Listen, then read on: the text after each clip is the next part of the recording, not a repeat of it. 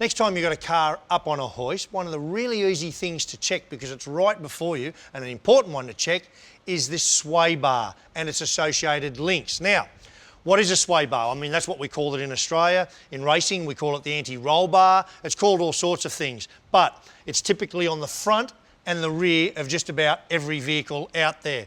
And how does it work? What does it do? Well, it's firstly designed to control, exactly as it says, the roll of the vehicle. Now, if you could imagine if this device, which is attached to your chassis there and attached to your suspension there, sometimes around the other way, and as you load one wheel versus the other, it bends, it twists. In fact, let me grab this one we've showed you before.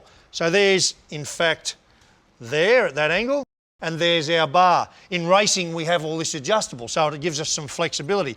But you imagine now, if that link was bent, worn, broken, what the effect would be on you driving the car. So it's how the car responds. So when you steer, if it takes a while to take up all the slack and movement in there, it's going to take you 15 metres before the car responds appropriately. In our game, motorsport, we hate what we call lost motion, and you don't want it in your road car either.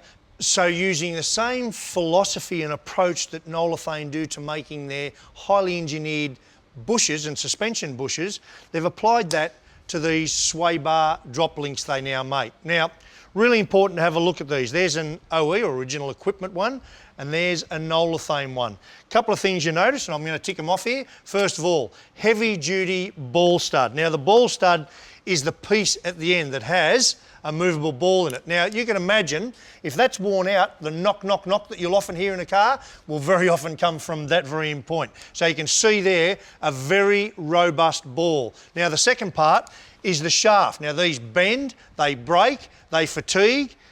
Look at that. I don't know if you can pick that up, but that's about 1 millimetre thicker there. So typically you'll get a thicker shaft on your Nolathane product. Now, the other thing I really like is this, I've showed you before, the Nolathane bush that fits into there. That's that part up there. And remember, if you look closely, that's got a little PTFE low friction insert in it.